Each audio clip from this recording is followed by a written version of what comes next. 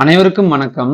இந்த வீடியோல பார்த்தீங்கன்னா, இப்போ 11த் ஸ்டாண்டர்ட் இங்கிலீஷ் எக்ஸாம் வந்து மண்டே வரப்போகுது. அந்த இங்கிலீஷ் எக்ஸாம்ல 20 மார்க்ஸ் வந்து 1 மார்க் வருது. ஆனா கிராமர் பார்ட்ல இருந்து வர மார்க்ஸ் மட்டுமே பார்த்தீங்கன்னா, நமக்கு 34 மார்க் வரும்.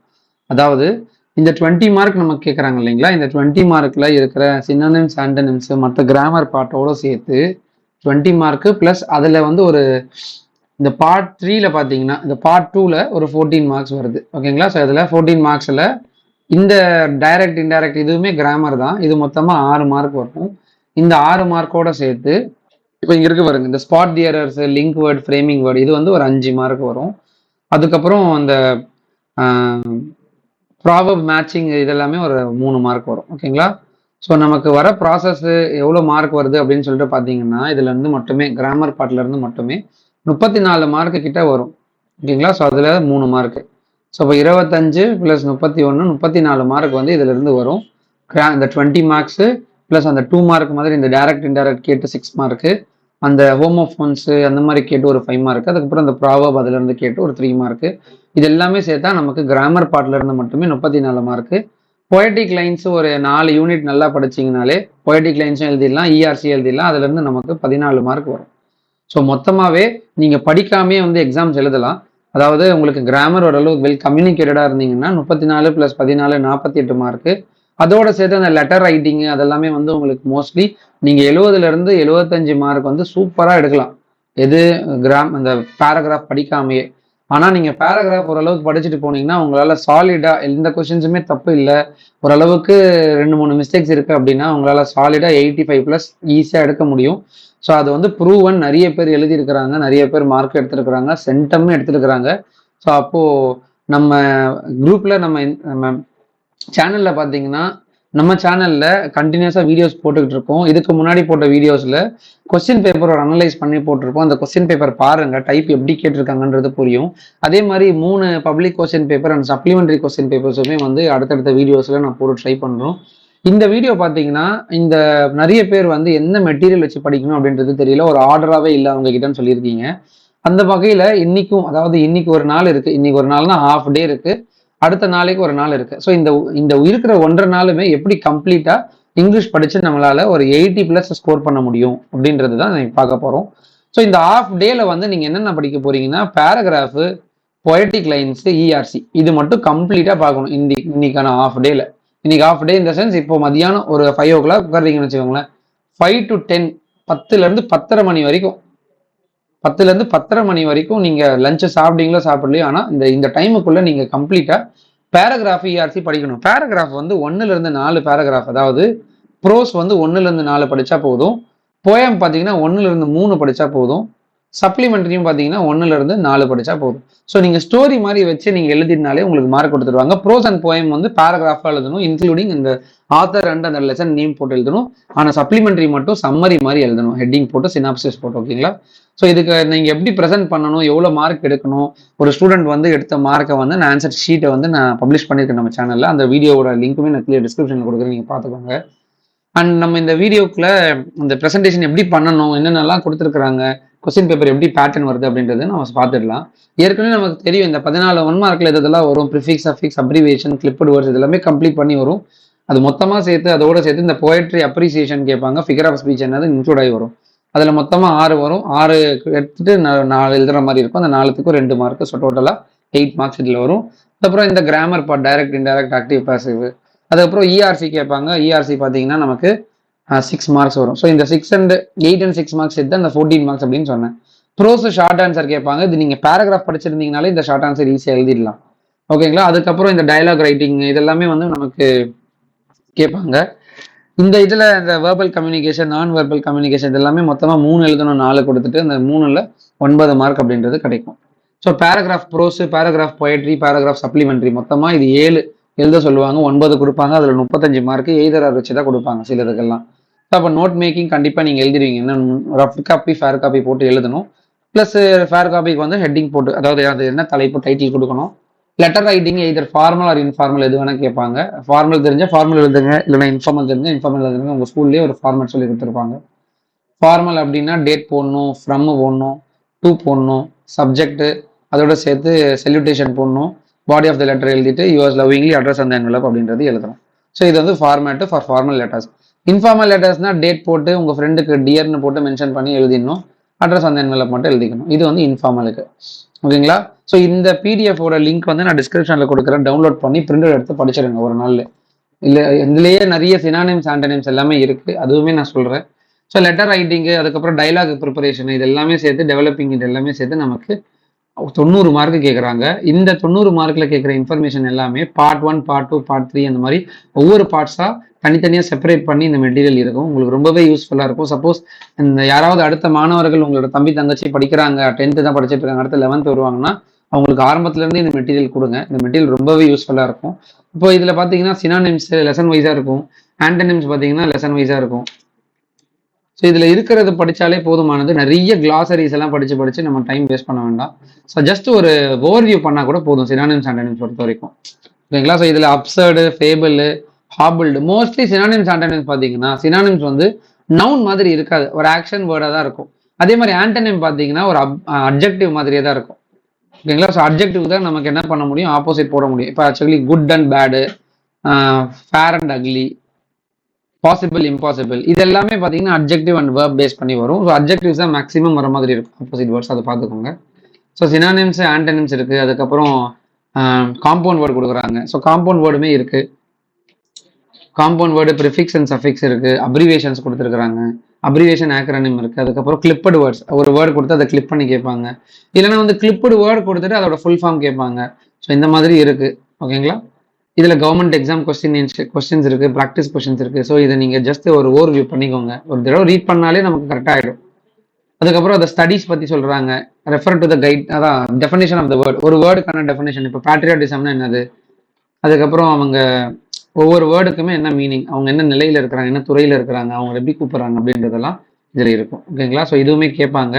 ஃப்ரேசல் வேர்பு கண்டிப்பாக கேட்குறாங்க, காமன் இடியம்ஸும் கேட்குறாங்க, பார்த்துக்கோங்க. அண்ட் தென் கன்ஃபியூசபிள்னா இந்த ஹோமோஃபோன்ஸ் தான் சொன்னேன் கன்ஃபியூசபிள்னு. அந்த 5 மார்க்ஸில் வருதுல, அதில் 2 மார்க் வந்து இதில் வரும். ஒரே மாதிரி வேர்டு இருக்கும், பட் வேற ஒரு இடத்துல பயன்படுத்துவாங்க. இதோட சென்டென்ஸ் பாருங்க. இப்போ her father dash her laptop on her birthday. இப்போ அவார்டட்னு இருக்கு, ப்ரெசென்டட்னு இருக்கு. அப்போ அவார்ட் பண்ண மாட்டாங்க, லேப்டாப் வந்து பர்த்டேக்கு அவார்ட் பண்ண மாட்டாங்க, ப்ரெசென்ட் தான் பண்ணுவாங்க. அதனால இது ஸோ கன்ஃபியூசபிள் தான், பார்க்கறதுக்கு ஒரே மாதிரி தான் இருக்கு. இப்போ ப்ரிப்பேர் இருக்கு. ஓகேங்களா? லேசின்னு இருக்கு, LACYன்னு இருக்கும், LAZYன்னு இருக்கும். ஸோ எது நீங்கள் சூஸ் பண்ணுவீங்க அப்படின்றத கேட்பாங்க. இது கன்ஃபியூசபிள் வேர்டு. அப்புறம் ஃபாரின் வேர்டு அண்ட் ஃப்ரேஸு, இது எல்லாமே நிறைய தடவை கேட்டிருக்காங்க. ரொம்ப இம்பார்ட்டண்டாக இருக்கிறது மட்டும் தான் இருக்குது, ஒரு தடவை ரீட் பண்ணாலே நமக்கு தெரிஞ்சிடும். ஓகேங்களா? ஸோ அதுக்கப்புறம் ஷார்ட் ஃபார்ம் ஆஃப் வேர்டு, எஃபினாமிஸ் அப்படின்றது வேர்டு, ஃப்ரேசஸ் கொடுத்துருக்குறாங்க. இப்போ பிளைண்ட் அப்படின்றது விஷுவலி சேலஞ்ச். இது பொலைட் வேர்ட்ஸ் இருக்குங்க இல்லையா, பொலைட் வேர்ட்ஸ். அந்த பொலைட் வேர்ட்ஸ் வந்து நம்ம நார்மலாக பயன்படுத்துறது, ஆனால் அதுவே பொலைட் அப்படி சொல்லலாம் அப்படின்றது இருக்குது இங்கிலீஷில். அது ஸோ மெய்டுனா டொமஸ்டிக் இன்ஜினியர். ஓகேங்களா? ஸோ இந்த மாதிரி கேட்குறாங்க. ஹவுஸ் ஒய்ஃப்னா house maker. So domestic engineer வீட்டு வேலை செய்கிறவங்கள தான் அப்படி சொல்கிறாங்க, டொமஸ்டிக் இன்ஜினியர்னுட்டு. அடுத்தது மாடல் வேர்ப், செமி மாடல். இப்போ மாடல்னு பார்த்தீங்கன்னா வில், வுட் மொத்தமாக 9 வரும். செமி மாடல்னா மொத்தமாக 4 வரும். ஸோ அதுவுமே வந்து உங்களுக்கு எக்ஸாம்பிள்ஸ் பார்க்கும்போது உங்களுக்கு தெரிஞ்சிடும் எங்கெங்க நீட் வரும், எங்கெங்க வில் வரும் அப்படின்னு. ஸோ ஒரு சென்டென்ஸில் வந்து ஒரு ஹிண்ட் மாதிரி சொல்கிறேன், நோட் பண்ணிக்கோங்க. இப்போது ஐ போட்டுட்டு டேஷ் போட்டு லைக்குன்னு கொடுத்துருக்காங்கன்னு வச்சுக்கோங்க.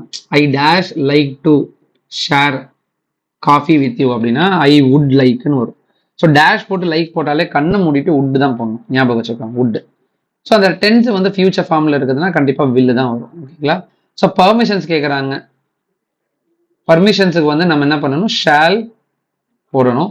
அதுக்கப்புறம் ஆர்டர், யாராவது ஒருத்தர் போலீஸ்கார் ஆர்டர் சொல்கிறாரு, இல்லைனா வந்து அந்த டைம் அந்த சிக்னலில் நின்றுட்டு கிராஸ் பண்ணுறாங்க, அதெல்லாம் பண்ணக்கூடாது, டிராஃபிக் ரூல்ஸை ஃபாலோ பண்ணணும். ஸோ இந்த மாதிரி ரூல்ஸ் அண்ட் ரெகுலேஷன்ஸ் இருந்துச்சுன்னா அது வந்து ஷுட்டு, அப்படி இல்லைன்னா மஸ்ட், இந்த ரெண்டுத்துல எது வேணால் போடலாம், correct. So quasi modal or semi மாடல்னு பார்த்தீங்கன்னா எங்கெங்கெல்லாம் வரும், ஹவுன்னு கொடுத்துருந்தாலே ஹவு டேர் யூ அப்படின்னு அர்த்தம். ஹவுன்னு ஸ்டார்டிங்கில் கொடுத்தாலே செமி மாடல் கொடுத்தாங்கன்னா டேர். ஓகேங்களா? ஸோ இப்போ சப்போஸ் ஒரு டேஷ் கொடுத்துட்டு வேர்ப் கொடுத்துருக்குறாங்க அப்படின்னா அது வந்து செமி மாடல் கேட்டிருக்காங்கன்னா யூஸ்டு டு. இப்போ my friend used to play. ஓகேங்களா? Play in this ground every day. So every day என்னோட ஃப்ரெண்டு வந்து இந்த கிரவுண்டில் விளையாடுவான். அப்படின்னா இந்த இடத்துல இ யூஸ்டு டு அப்படின்னு அர்த்தம், பயன்படுத்துவான் அப்படின்றத சொல்றது. நீட் டுனா நீட் டு அப்படின்றது இந்த இடத்துல அது தேவைன்னு கருதப்படுற இடத்துல நம்ம நீட் டு கொடுக்கலாம். ஆட் டு மோஸ்ட்லி யூஸ் பண்றது இல்லை, உங்க சென்டென்சஸ்ல எதுவுமே ஆட் டு வரல, அதனால நீடு டேர் யூஸ்டு மட்டும் பார்த்துக்கோங்க.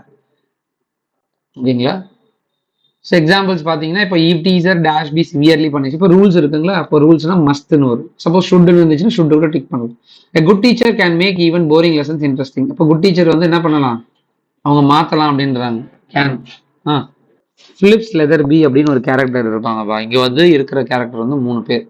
ஃபிலிப்ஸ் லெதர்பி, அதுக்கப்புறம் அந்த லேடி ஒரு பேர் இருப்பாங்களே, அவங்க பேர் என்னது,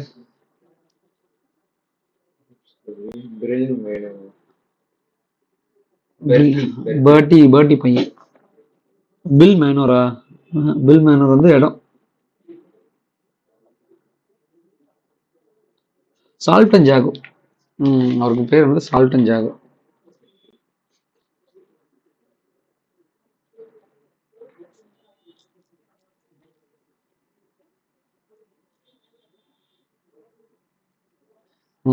இப்போ சால்டன் ஜாகோ வந்து ஒரு பெரிய ஒரு பார்லிமெண்ட் மெம்பர் பொசிஷன்ல இருப்பாரு. இவர் வந்து ஒரு சாதாரண ஒரு பொசிஷன்ல இருப்பாரு. யாரு அந்த பர்சன், அது பேர் என்னது, பிலிப்ஸ் லெதர்பி. பிலிப்ஸ் லெதர்பி ஆளு. சால்டன் ஜாகோ வந்து மிஸ்டர் சால்டன் ஜாகோ வந்து கொஞ்சம் பெரிய ஆளு. அவங்க வந்து பார்லிமெண்ட்ல மெம்பரா இருக்கிறாங்க. ஓகே, ஸோ அவங்க அவங்களோட பையன் பர்ட்டி, 3 பேர் தான் கேரக்டர் முக்கியமானவங்க. அவங்க என்ன பண்ணுவாங்கன்னா ஒரு மீட்டிங் அட்டன் பண்ணிட்டு பில் மேனர் அப்படின்ற ஒரு யூகேல இருக்கிற ஒரு பிளேஸுக்கு போயிடுவாங்க. ஸோ இவரை ஃபாலோ பண்ணிட்டு இவங்களை போய் பார்க்கணும், பார்த்தா நமக்கு ஒரு லீட் கிடைக்கும் அப்படின்னு பிலிப்ஸ் லெதர்பி என்ன பண்ணுவாருன்னா ட்ரெயின் டிக்கெட் புக் பண்ணி பில் மேனருக்கு ட்ரெயின் டிக்கெட் புக் பண்ணி போயிடுவார். ஸோ அவர் டிக்கெட்டுக்கு அவர் உட்காந்துருக்கிற சீட்டுக்கு எதிர்க்க ஒரு பையன் உட்காந்துருப்பான், அழுக்கு ட்ரெஸ் போட்டுக்கிட்டு. அவன் வந்து என்னன்னா நான் தான் வந்து மிஸ்ஸஸ் சால்டன் ஜாக்கோட பையன் அப்படின்னு சொல்லிட்டு அவர்கிட்ட சொல்லுவான். சொல்லிட்டு எனக்கு இந்த மாதிரி என்கிட்ட சுத்தமா இல்லை, ஒரு இவ்வளோ பவுண்டு கடன் கொடுங்க அப்படின்னு சொல்லிட்டு சொல்லுவார். அது படித்தாலே உனக்கு தெரியும். அவன் என்ன சொல்லுவான், நான் யோசிப்பான், இப்போ நீ தான் வந்து அவங்க அம்மாவுக்கு, நீ தான் வந்து அவங்களுக்கு பையன், என்ன ப்ரூஃப் இருக்கு அப்படின்னு சொல்லிட்டு கேட்பாரு. ஏன்னா இவர் அறிவாளி அப்படின்னு நினச்சிக்கிட்டு ப்ரூஃப் இருக்குன்னு கேட்பாரு. அவங்க வந்து ஒரு செயின் போட்டிருப்பாங்க, அந்த செயின்ல இந்த சிம்பிள் இருக்கும். அது என்ன, கிரேட் ஹவுண்டா, ஏதோ ஒரு ஹவுண்டு, லயன்ல ஹவுண்டுன்னு சொல்லிட்டு ஏதோ ஒன்று வரும். அவங்க இதில் ஒரு சிம்பிள் இருக்கும், அந்த சிம்பிள் அவங்க தான் போட்டிருப்பாங்க, அதே சிம்பிள் தான் என்கிட்டே இருக்கு அப்படின்னு சொல்லிட்டு சொல்லுவான். ஸோ ஆனாலுமே நம்ப மாட்டார் அவரு. ஓகே, நம்பாம இல்ல, கிரே ஹவுண்டு கார்னர், அதான் அது ஒரு செயின், ஒரு பில்ல மாதிரி இருக்கும் சரியா, அது போட்டிருப்பாரு. அதுக்கப்புறம் வந்து அவங்க வந்து தலைமுடி வந்து பிளாண்டேல இருப்பாங்க அப்படின்னு சொல்லிட்டு சொல்லுவாரு. இவன் பிளாக்ல இருக்குன்னு சொல்லிட்டு சொல்லுவான், ஆனா பிளாண்டேன்னு சொல்லிட்டு நினைச்சு வச்சிருப்பாரு. பிளாண்டே அவர் நினைச்சிருப்பாரு, ஏன்னா அவர் முன்னாடி பார்த்திருக்காரு மீட்டிங்ல. மாத்திருப்பாங்க, ஆனா அவனுக்கு தெரியாது. யாருக்கு, இந்த சால்டன் இவனுக்கு தெரியாது, பிலிப்ஸ் லெதர்பிக்கு தெரியாது. பிலிப்ஸ் லெதர்பி வந்து சால்டன் ஜாகோ மீட் பண்ண போறாரு. இங்க அந்த மீட்டிங் நடக்கும்போது சால்டன் ஜாகோ பார்த்திருக்காரு. அந்த அப்பியரன்ஸ் தான் அவர் மைண்ட்ல இருக்கு. இந்த பையன் சொன்னது வந்து மிஸ் மேட்ச் ஆகுதுன்னு சொல்லிட்டு நான் தரமாட்டேன், நீ போய் சொல்ற, நீ வந்து அவன் பையனே கிடையாது அப்படின்றாரு. ஸோ அந்த உரையாடல் அப்படியே நின்றுடுது. அதுக்கப்புறம் அவன் பில் மேனர்ல இறங்கிடுறான். இறங்கும்போது அதான் அந்த பையன் அந்த பர்ட்டி வந்து அவங்க பாக்கெட்ல என்னென்னலாம் இருக்குன்னு சொல்லிட்டு எடுத்து போடுவான், காட்டுவான். என்கிட்ட சுத்தமா இல்லை, நான் இறங்கினோடனே நான் அவங்க அம்மா கிட்ட இருந்து வாங்கி கொடுத்துட்றேன், நான் வந்து ஃபிஷிங் பண்றதுக்கு ஹாபியா வச்சிருக்கேன், ஸோ லீவ் டைம்ல ஃபிஷிங் பண்ணிட்டு வரும்போது இந்த மிஸ் ஆயிடுச்சு, அதனால நான் ரிட்டர்ன் போயிட்டு இருக்கேன் அப்படின்னு சொல்லிட்டு சொல்லுவான். ஆனால் நம்பவே மாட்டார் அவர். அதுக்கப்புறம் இறங்கும்போது அவன் வந்து ஸ்ட்ரெயிட்டாக ஒரு கார் கிட்ட போவான், அங்கே சால்டன் ஜாகோ இருப்பாங்க. அப்போதான் அவர் நோட்டீஸ் பண்ணுவார், சால்டன் ஜாகோ வந்து கலர் அடிச்சிருப்பாரு, பிளாண்டே ஹேர்லேருந்து பிளாக் ஹேருக்கு மாற்றிருப்பாங்க. இன்னொன்று என்னன்னா அவங்க கிட்டேயே ஒரு செயின் இருக்கும், அந்த செயின்ல இவன் சொன்னது இருக்கும். அவங்க கிட்ட 2 செயின் இருக்கும், ஒன்று வந்து லயன்ஸ் புலிஸ் லயன் சிம்பிள் போட்டிருக்கும், இன்னொன்று வந்து கிரே ஹவுண்ட் சிம்பிள் போட்டிருக்கும். ரெண்டுமே இவங்க ஃபேமிலியோடது தான் அந்த சிம்பிள் அப்படின்னு சொல்லிட்டு ஐடென்டிஃபை பண்ணுவார். நான் யாரையோ எங்கெங்கேயோ போயிட்டு காலை பிடிச்சி மிஸ்டர் சால்டன் ஜாகோ கிட்ட போகலான்னு பார்த்தா என் கண்ணு முன்னாடியே ஒரு ஆப்பர்ச்சுனிட்டி இருந்துச்சு, அதை நான் மிஸ் பண்ணிட்டேன்னு சொல்லிட்டு அப்போ ஃபீல் பண்ணுவார். சில பேர் அறிவாளின்னு நினைச்சு ஆர்வ கலர்ல இருப்பாங்கல்ல, அதுதான் வந்து இந்த பர்சன் அப்படின்னு சொல்லிட்டு சொல்லுவாங்க இந்த ஸ்டோரியில. மாறல, ஸோ ரீட் பண்ணா உனக்கு புரியும்.